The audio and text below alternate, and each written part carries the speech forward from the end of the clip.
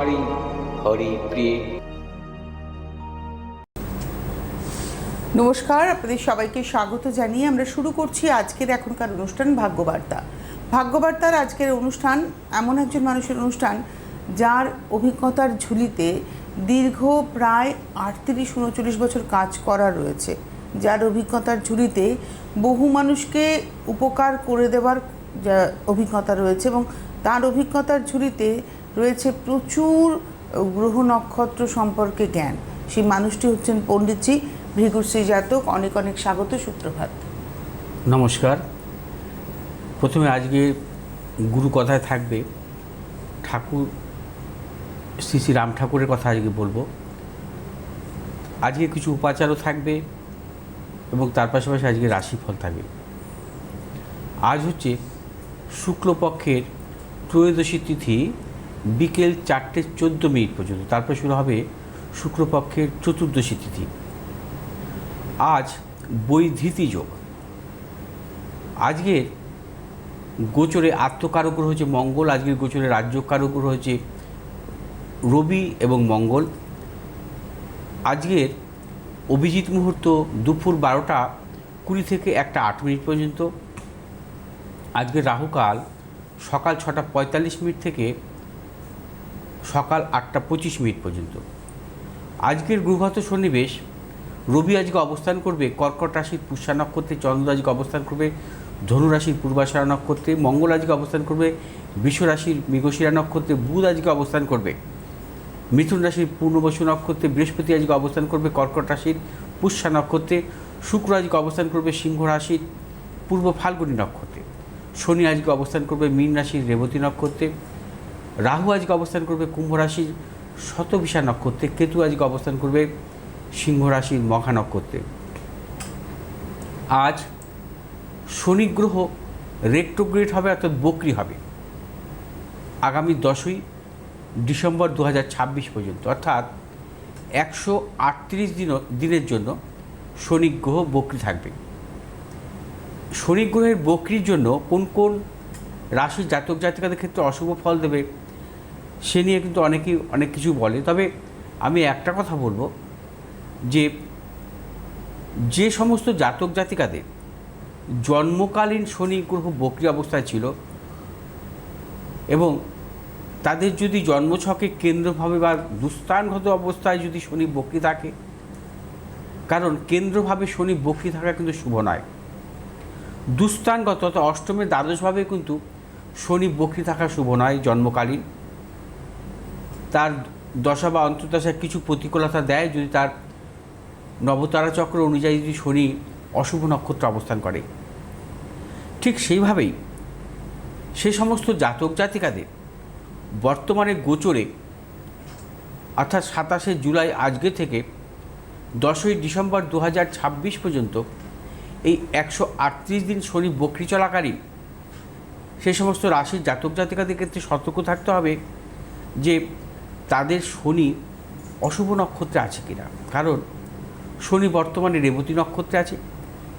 যদি দেখা যায় তাদের ক্ষেত্রে বিশেষ করে শনি গ্রহ বিপদ বদ এবং প্রত্যরী নক্ষত্রে যদি অবস্থান করে শনি বক্রী দশা বক্রী চলাকালীন, তবে কিন্তু তাদের ক্ষেত্রে ভালো ফল দেবে না। নানা রকম মানসিক অশান্তিতে ভুগতে পারে, শারীরিক বিড়ম্বনায় ভুগতে পারে, কর্মজীবনের ক্ষেত্রে নানা রকম প্রতিকূলতা আসতে পারে, অকারণে অর্থনাশ হতে পারে, গুপ্ত শত্রু বৃদ্ধি হতে পারে। আরেকটি কথা বলবো, যে সমস্ত জাতক জাতিকাদের শনি 7.5 বা শনির ধাইয়া চলছে এবং তাদের যদি জন্মকালীন শনি যদি বক্রী থাকে, তাদের ক্ষেত্রেও কিছু সতর্কতা অবলম্বন করতে হবে। তাদের ক্ষেত্রে বর্তমানে দেখতে হবে যে শনি যে নক্ষত্রে অবস্থান করছে সে নক্ষত্র তাদের অনুকূল কিনা। যদি তাদের দেখা যায় যে নবতারা চক্র অনুযায়ী তাদের সম্পদ মিত্র অতিমিত্র নক্ষত্রে শনি অবস্থান করছে, অর্থাৎ রেবতী নক্ষত্রে অবস্থান করছে, তাদের ক্ষেত্রে কিন্তু অত্যন্ত শুভ ফল আসবে। তাদের না প্রতিকূলতা আসবে না শনি বক্রী চলাকালীন। যদি অশুভ নক্ষত্র অবস্থান করে তাদের ক্ষেত্রে সতর্কতা অবলম্বন করতে হবে, নানাবিধ সমস্যা বা প্রতিকূলতা আসতে পারে। যাদের শনির ধাইয়া বা শনি 7.5 চলছে, অর্থাৎ কুম্ভ রাশি, মীন রাশি, মেষ রাশি, এই সিংহ রাশি এবং ধনু রাশির জাতক জাতিকাদের ক্ষেত্রে। তবে যদি আমি রাশি অনুযায়ী বলি, শনি এই বক্রী চলাকালীন বিশ্বরাশির জাতক জাতিকাদের কিন্তু অর্থনৈতিক সাফল্য আসবে। কারণ একাদশভাবে শনি বক্রী থাকলে অনেক সময় অর্থনৈতিক সাফল্য দেয়। বিশ্বরাশির জাতক জাতিকাদের ক্ষেত্রে শুভ ফল আসবে। তুলা রাশির জাতক জাতিকাদের ক্ষেত্রেও শুভ ফল আশা করা যায়। এই দুটি রাশির জাতক জাতিকাদের ক্ষেত্রে অর্থনৈতিক ক্ষেত্রে সাফল্যের প্রবল যোগ। সিংহ রাশির জাতক জাতিকাদের ক্ষেত্রে অত্যন্ত অশুভ। সিংহ রাশির জাতক জাতিকা বা ধনুরাশির জাতক জাতিকাদের ক্ষেত্রে নানা রকম প্রতিকূলতা আসতে পারে। কর্কট রাশির জাতক জাতিকাদের ক্ষেত্রেও নবমভাবে শনি বক্রী অবস্থায় আছে। কর্কট রাশির জাতক জাতিকাদের ক্ষেত্রে যদি জন্মকালীন কোনো জাতক জাতিকার শনি যদি বক্রী অবস্থায় থাকে, তাদের ক্ষেত্রে সতর্কতা অবলম্বন করতে হবে। যদি তাদের নবতারা চক্রে বর্তমান সময়ে যদি শনি অশুভ নক্ষত্রে থাকে, অতএব বিশেষ করে কোন রাশির জাতক জাতিকাদের ভালো যাবে, কোন রাশির জাতক জাতিকাদের অশুভ ফল আসবে, সেটা কিন্তু নির্ভর করবে তার নবতারা চক্রের শনির অবস্থানের ওপর, অর্থাৎ শনি কোন নক্ষত্রে অবস্থান করছে। এছাড়া আজকের গোচরে বৃহস্পতি এবং চন্দ্রের ক্ষেত্র বিনিময় যোগ আছে। বৃহস্পতি চন্দ্রের ভাবে অবস্থান করছে এবং চন্দ্র বৃহস্পতির ভাবে অবস্থান করছে। বৃহস্পতি চন্দ্রের ক্ষেত্র বিনিময় যোগ অত্যন্ত শুভ, কারণ শুভগ্রহের ক্ষেত্র বিনিময় যোগের ক্ষেত্রে শুভ ফল আশা করা যায়। এবং জন্মকালীন কোনো জাতক জাতিকার যদি বৃহস্পতি চন্দ্রের ক্ষেত্র বিনিময় যোগ থাকে, সেই জাতক জাতিকার বৃহস্পতির দশা বা চন্দ্রের মহাদশায় অত্যন্ত শুভ ফল পাওয়া যায়। অর্থাৎ বৃহস্পতি এবং চন্দ্র তাদের যদি জন্মছক অনুযায়ী কেন্দ্রপতি কারক গ্রহ হয় বা ত্রিকোণপতি কারক গ্রহ হয়, অর্থাৎ বিশেষ করে বৃহস্পতি যদি কখনো লগ্ন চতুর্থ সপ্তম দশমপতি হয়, বা চন্দ্র যদি লগ্ন সপ্তম চতুর্থ দশমপতি হয়, বা বৃহস্পতি যদি পঞ্চম নবমপতি হয়, বা চন্দ্র যদি পঞ্চম নবমপতি হয়, অত্যন্ত শুভ ফল আশা করা যায়। অর্থাৎ গোচরে বৃহস্পতি চন্দ্রের এই ক্ষেত্র বিনিময় যোগ বিশেষভাবে শুভ ফল দেবে। আসবো আজকে রাশিফল নিয়ে। মেষ রাশির জাতক জাতিকাদের ক্ষেত্রে শুভ অর্থলাভ, কর্মক্ষেত্রে সুনাম বৃদ্ধি, পদোন্নতি, দূরযাত্রার ক্ষেত্রে সাফল্য। শুভ দিক দক্ষিণ এবং উত্তর দিক, শুভ রং লাল এবং সাদা। আজ 3 সংখ্যার জাতক জাতিকার ক্ষেত্রে অশুভ, 6 সংখ্যার জাতক জাতিকার ক্ষেত্রে শুভ। বিশ্বরাশির জাতক জাতিকাদের ক্ষেত্রে আজকে দিনটি নানাবিধ প্রতিকূলতা, আর সর্বক্ষেত্রে সতর্কতা অবলম্বন করবেন। শারীরিক মানসিক প্রতিকূলতা, অর্থনৈতিক উন্নতির ক্ষেত্রে ব্যাহত, প্রিয়জনের সাথে মতানৈক্য, গুপ্ত সত্যি বৃদ্ধি হতে পারে। বিশ্বরাশির জাতক জাতিকারা আজ যে কোনো শুভ কাজের ক্ষেত্রে পূর্ব উত্তর দিকে অগ্রসর সাফল্য। শুভ রং হচ্ছে আপনাদের সাদা এবং হলুদ। আজ 1 সংখ্যার জাতক জাতিকার ক্ষেত্রে শুভ, 8 সংখ্যার জাতক জাতিকার ক্ষেত্রে অশুভ। মিথুন রাশির জাতক জাতিকাদের ক্ষেত্রে আজকের দিনটি অর্থ লাভ, কর্মক্ষেত্রে সাফল্য এবং ব্যবসায়ীদের ক্ষেত্রে অত্যন্ত শুভ। যারা পেশাগত ব্যবসাতে যুক্ত আছেন বিশেষভাবে শুভ ফল পাবেন। আজ আপনারা যে কোনো শুভ কাজের ক্ষেত্রে উত্তর পশ্চিম দিকে অগ্রসর হবে সাফল্য। শুভ রং হচ্ছে আপনাদের সবুজ এবং সাদা। আজ 1 সংখ্যার জাতক জাতিকার ক্ষেত্রে অশুভ, 9 সংখ্যার জাতক জাতিকার ক্ষেত্রে শুভ। কর্কট রাশি জাতক জাতিকাদের ক্ষেত্রে আজকের দিনটি নানাবিধ প্রতিকূলতা। কর্কট রাশি জাতক জাতিকারা আজ যে কোনো শুভ কাজের ক্ষেত্রে ভেবে চিন্তে অগ্রসর হবেন। শারীরিক মানসিক প্রতিকূলতা, অর্থনাশ, গুপ্ত সত্যি বৃদ্ধি হতে পারে। কর্কট রাশি জাতক জাতিকারা আজ যে কোনো শুভ কাজের ক্ষেত্রে উত্তর পশ্চিম দিকে অগ্রসর হবে সাফল্য। আজ শুভ রং হচ্ছে আপনাদের সাদা এবং হলুদ। আজ 9 সংখ্যার জাতক জাতিকার ক্ষেত্রে শুভ, 8 সংখ্যার জাতক জাতিকার ক্ষেত্রে অশুভ। কন্যা রাশির জাতক জাতিকার ক্ষেত্রেও আজকের দিনটি শুভ অর্থলাভ, কর্মক্ষেত্রে সাফল্য, ব্যবসা ক্ষেত্রে সাফল্য। কন্যা রাশির জাতক জাতিকারা আজকে দূরযাত্রার ক্ষেত্রে সাফল্য পাবেন। কন্যা রাশির জাতক জাতিকার যে কোনো শুভ কাজের ক্ষেত্রে উত্তর পশ্চিম দিকে অগ্রসর হবে সাফল্য। শুভ রং হচ্ছে আপনাদের সবুজ এবং নীল। আজ 4 সংখ্যার জাতক জাতিকার ক্ষেত্রে বিশেষভাবে শুভ, 2 সংখ্যার জাতক জাতিকার ক্ষেত্রে অশুভ। তুলা রাশির জাতক জাতিকাদের ক্ষেত্রে আজকের দিনটি নানাবিধ প্রতিকূলতা। তুলা রাশির জাতক জাতিকার সর্বক্ষেত্রে ভেবেচিন্তে অগ্রসর হবেন। শারীরিক মানসিক প্রতিকূলতা, অর্থনাশ, গুপ্ত শত্রু বৃদ্ধি হতে পারে। আজ আপনার যে কোনো শুভ কাজের ক্ষেত্রে পূর্ব এবং দক্ষিণ দিকে অগ্রসর হবেন সাফল্য। শুভ রং হচ্ছে আপনাদের সাদা এবং নীল। আজ 4 সংখ্যার জাতক জাতিকার ক্ষেত্রে বিশেষভাবে শুভ, 5 সংখ্যার জাতক জাতিকার ক্ষেত্রে অশুভ। বৃশ্চিক রাশি জাতক জাতিকাদের আজকে অর্থ লাভ, কর্মক্ষেত্রে সাফল্য, ব্যবসা ক্ষেত্রে সাফল্য। বৃশ্চিক রাশি জাতক জাতিকা আর সর্বক্ষেত্রে সাফল্য পাবেন। আজ আপনারা যে কোনো শুভ কাজের ক্ষেত্রে উত্তর পশ্চিম দিকে অগ্রসর হবে সাফল্য। শুভ রং হচ্ছে আপনাদের লাল এবং হলুদ। আজ 8 সংখ্যার জাতক জাতির ক্ষেত্রে বিশেষভাবে শুভ, 6 সংখ্যার জাতক জাতির ক্ষেত্রে অশুভ। ধনুরাশি জাতক জাতিকারা আজ সর্বক্ষেত্রে প্রতিকূলতা। আজ ধনুরাশি জাতক জাতিকাদের অর্থনাশ, কর্মক্ষেত্রে নানা রকম গুপ্ত শত্রু বৃদ্ধি হতে পারে। ধনুরাশি জাতক জাতিকারা যে কোনো শুভ কাজের ক্ষেত্রে ভেবেচিন্তে অগ্রসর হবেন। কোনো হঠকারিতার সিদ্ধান্ত নেবেন না। আজ কোনো মতানৈক্যে জড়াবেন না। আজ আপনারা যে কোনো শুভ কাজের ক্ষেত্রে পশ্চিম দিক, দক্ষিণ দিক অগ্রসর হবেন সাফল্য। শুভ রং হচ্ছে আপনাদের হলুদ এবং নীল। আজ 8 সংখ্যার জাতক জাতির ক্ষেত্রে বিশেষভাবে শুভ এবং 6 সংখ্যার জাতক জাতির ক্ষেত্রে অশুভ। মকর রাশি জাতক জাতিকারা আজকে দিনটি সর্বক্ষেত্রে ভেবেচিন্তে অগ্রসর হবেন। মকর রাশি জাতক জাতিকাদের অর্থনাশ, গুপ্তশত্রু বৃদ্ধি হতে পারে এবং ব্যবসায়ীদের ক্ষেত্রে সতর্কতা অবলম্বন করতে হবে। কোনোরূপ ঝুঁকি নেবেন না। আজ মকর রাশি জাতক জাতিকার কোনো মতানৈক্যে জড়াবেন না। মানসিক টেনশন বৃদ্ধি হবে। আজ আপনারা যে কোনো শুভ কাজের ক্ষেত্রে উত্তর পশ্চিম দিকে অগ্রসর হবে সাফল্য। শুভ রং হচ্ছে আপনাদের নীল এবং সবুজ। আজ 5 সংখ্যার জাতক জাতির ক্ষেত্রে শুভ, 3 সংখ্যার জাতক জাতির ক্ষেত্রে অশুভ। কুম্ভ রাশি জাতক জাতিকাদের ক্ষেত্রেও আজকের দিনটি বিশেষভাবে শুভ। প্রবল অর্থপ্রাপ্তি, কর্মক্ষেত্রে সাফল্য, ব্যবসা ক্ষেত্রে সাফল্য এবং দূরযাত্রার ক্ষেত্রে সাফল্য পাবেন। কুম্ভ রাশির জাতক জাতিকারা আর যে কোনো শুভ কাজের ক্ষেত্রে উত্তর পশ্চিম দিকে অগ্রসর হবে সাফল্য। শুভ রং হচ্ছে আপনাদের নীল এবং হলুদ। আজ 3 সংখ্যার জাতক জাতির ক্ষেত্রে বিশেষভাবে শুভ, 6 সংখ্যার জাতক জাতির ক্ষেত্রে অশুভ। মীন রাশির জাতক জাতিকাদের আজকে কর্মক্ষেত্রে সাফল্য, যারা ব্যবসা করছেন ব্যবসা ক্ষেত্রে সাফল্য এবং মীন রাশির জাতক জাতিকা যারা প্রযুক্তিগত ব্যবসা বা ঔষধ জাতীয় ব্যবসাতে যুক্ত আছেন অত্যন্ত সাফল্য। সন্তানের সাফল্যের প্রবল যোগ, দূরযাত্রার ক্ষেত্রে সাফল্য এবং মীন রাশির জাতক জাতিকারা আজ যে কোনো শুভ কাজের ক্ষেত্রে পূর্ব উত্তর দিকে অগ্রসর হবে সাফল্য। শুভ রং হচ্ছে আপনাদের হলুদ এবং নীল। আজ 2 সংখ্যার জাতক জাতকের ক্ষেত্রে বিশেষভাবে শুভ, 4 সংখ্যার জাতক জাতকের ক্ষেত্রে অশুভ। আচ্ছা, আজ উপচার বলিনি। আজ হচ্ছে বিকেল 4:14 পর থেকে কিন্তু শুরু হবে শুক্লপক্ষের চতুর্দশী তিথি। অর্থাৎ শুক্লপক্ষের চতুর্দশী তিথি সোমবার কিন্তু অত্যন্ত শুভ।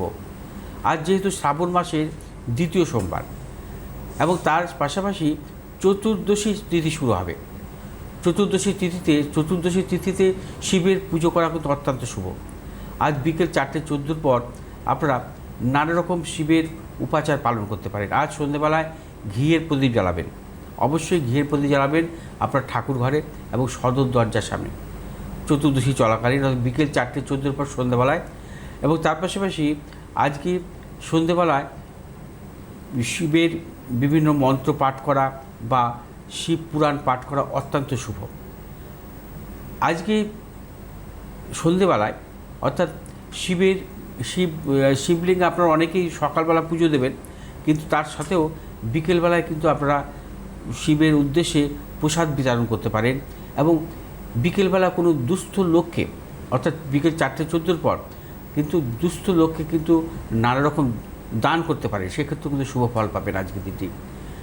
আচ্ছা, আসবো আজকে বোধহয় কেউ আছেন একটা? হ্যাঁ, টেলিফোনে বন্ধু আছেন। আর তার আগে আমি একটুখানি আপনাদের জানিয়ে দেবো যে প্রত্যেক রবিবার দিন গড়িয়াহাট, প্রত্যেক সোমবার আপনারা কবি পণ্ডিতজিকে পেয়ে যাচ্ছেন দক্ষিণেশ্বর, অর্থাৎ আজকে আপনারা দক্ষিণেশ্বরে পাচ্ছেন এবং প্রত্যেক মঙ্গলবার হাতিবাগান, আগামীকাল হাতিবাগানে পেয়ে যাবেন। প্রত্যেক বুধ, শুক্র এবং শনিবার পাবেন হচ্ছে বারাসাতে।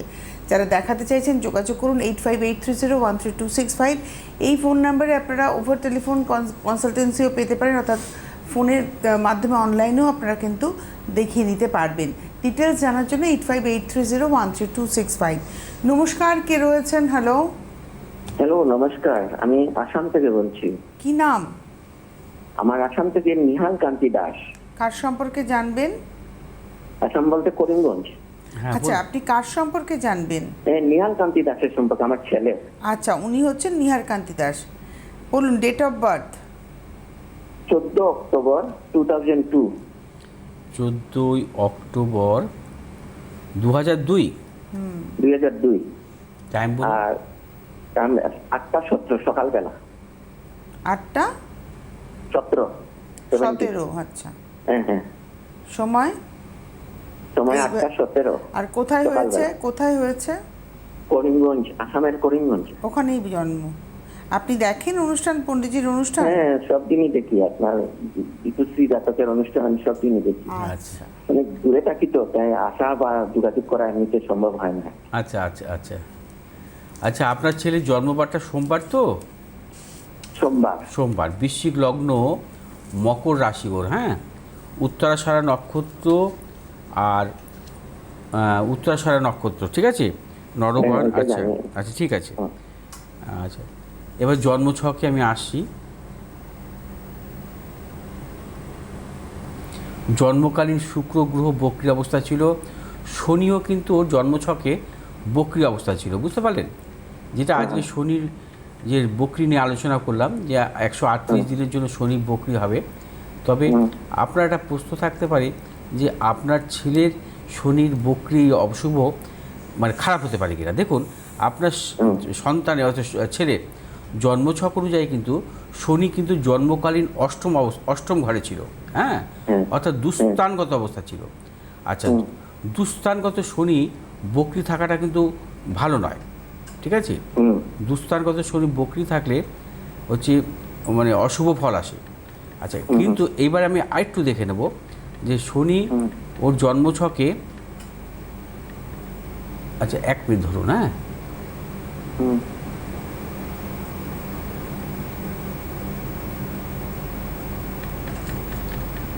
কোন নক্ষত্রে আছে শনি? তো এখন রেবতী নক্ষত্রে আছে। আচ্ছা, রেবতী নক্ষত্র কিন্তু ওর বদ নক্ষত্র, ঠিক আছে? এখানে দেখাচ্ছি, দেখুন এখানে দেখাচ্ছি, নবতারা চক্রটা আমি বার করেছি।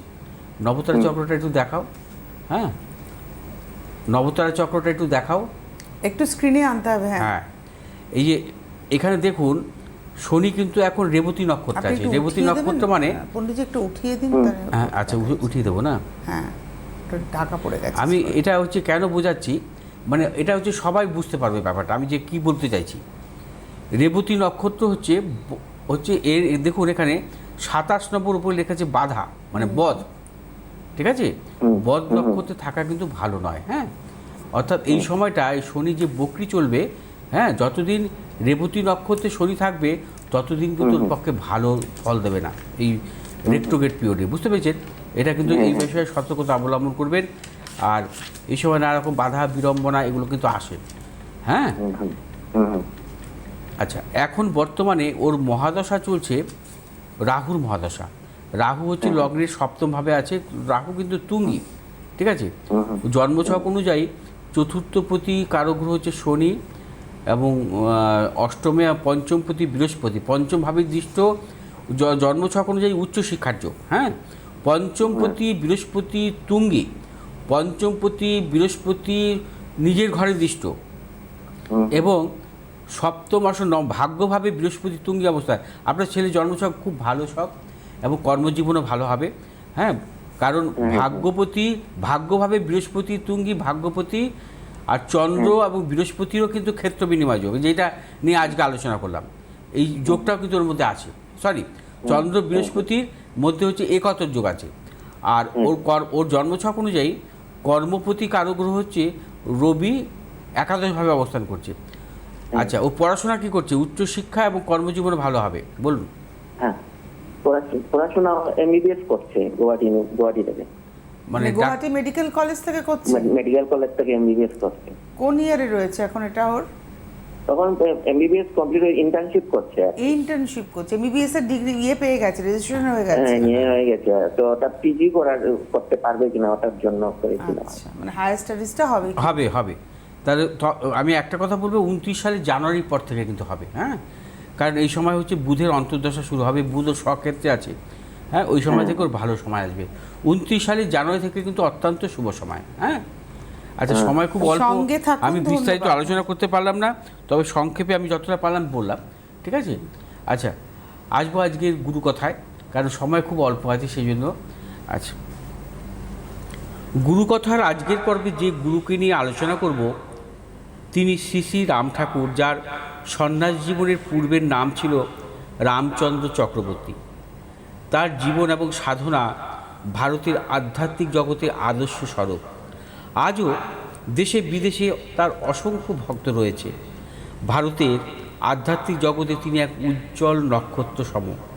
অবিভক্ত বাংলার 1860 সালে ফরিদপুর জেলায় শ্রী রাধা মাধব চক্রবর্তী ও শ্রীমতী কমলা দেবীর সন্তান হিসাবে শ্রী শ্রী রাম ঠাকুর জন্মগ্রহণ করেন। শৈশব থেকে ধীরে ধীরে বালক রামচন্দ্রের মধ্যে কিছু দৈব ক্ষমতা বা সাধকের গুণাবলী প্রকাশ পেতে শুরু করে। বাল্যকাল থেকে শাস্ত্রে তার খুব আগ্রহ ছিল। মাঝে মাঝে ঈশ্বর চিন্তা করে তিনি ভাব তন্ময় হয়ে যেতেন। ঈশ্বরকে কেন্দ্র করে নানা আধ্যাত্মিক প্রশ্ন তার মনে ঘুরপাক খেত। এই ঈশ্বরের খোঁজেই 1872 সালে সকলের অজ্ঞাতে অজানাকে জানার লক্ষ্যে গৃহত্যাগী হয় এবং নানা স্থানে ঘুরে শেষে পৌঁছলেন আসামের শ্রী শ্রী কামাখ্যা দেবীর মন্দিরে। এবং এক অক্ষয় তৃতীয়ার দিন শ্রী শ্রী রাম ঠাকুর দেখেন জটাধারী দীর্ঘাঙ্গী এক জ্যোতির্ময় মহাপুরুষ তার সামনে দাঁড়িয়ে। গুরু হিসাবে তিনি সেই দিব্য পুরুষকে গ্রহণ করেন। শুরু হলো তার সাধনা এবং আধ্যাত্মিক যাত্রা।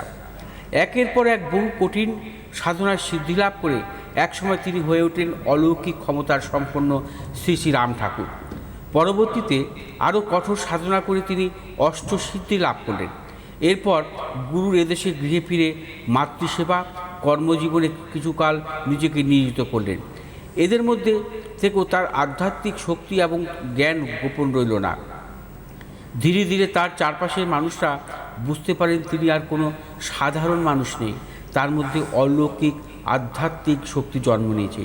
শোনা যায় শ্রী শ্রী রাম ঠাকুরের একসাথে দুই স্থানে থাকতে পারতেন, মানুষের মনের কথা পড়তে পারতেন, এমনকি অদৃশ্য হতে পারতেন। এমন বহু ঘটনা তিনি তার জীবদ্দশায় ঘটিয়েছেন, যা থেকে তার অলৌকিক সত্তার প্রমাণ পাওয়া যায়। শ্রী শ্রী রাম ঠাকুরের নির্দেশে বাংলাদেশের চট্টগ্রামে 1930 সালে কৈলব্যধাম আশ্রম, 1942 সালে কলকাতার যাদবপুরে কৈবল্যধাম আশ্রম তৈরি হয়, যেগুলো তার ভক্ত শিষ্যদের মধ্যে আজও তীর্থক্ষেত্রে পরিণত হয়েছে।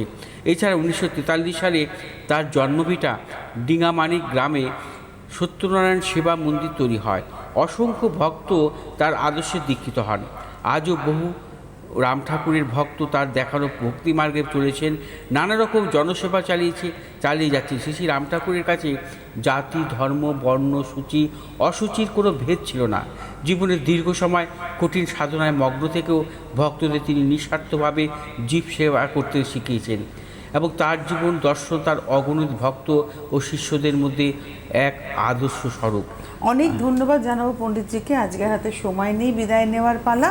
এই মুহূর্তে এই পর্যন্তই। নমস্কার। নমস্কার।